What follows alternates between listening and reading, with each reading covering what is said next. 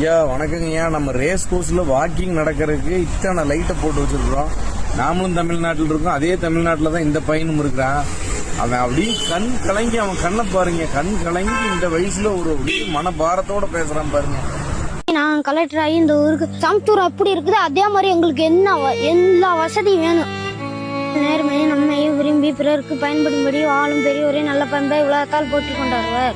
நான் கலெக்டர் ஆகி இந்த ஊருக்கு எல்லா வசதியும் பண்ணணும். இப்போ நான் படிக்க போறது காப்பரை படிக்க போறேன். 2 கிலோமீட்டர் குறுக்கலிலே. இப்போ ரோடு சுத்தி போனேன்னா 4 கிலோமீட்டர். பாதி பேர்லாம் பெரிய பெரிய பதவியில இருக்கீங்க, ஆனா இந்த ஊருக்கு எந்த நன்மையும் செய்ய மாட்டேங்கிறீங்க. ஒரு தண்ணி பைப்போட கொண்டு ஒழுங்க வரல. தண்ணி பிரச்சனை ஃபர்ஸ்ட் தீரணும், அதுக்கப்புறம் பஸ் எல்லா வசதியும் எங்களுக்கு வேணும். இப்போ எப்படி சமத்தூர் இருக்குதோ அதே மாதிரி எங்க ஊரும் இருக்கணும். எங்க ஊர்ல எதுவுமே இல்லை, பஸ் வசதி இல்லை, ரோடு வசதி, நல்ல ரோடு இல்லை. இப்போ அந்த இதுவே மண் ரோடு, இதுல சிமெண்ட் ரோடு போடுங்க எங்களுக்கு. நாங்க நின்று பேசுறது மண் ரோடுல தான்.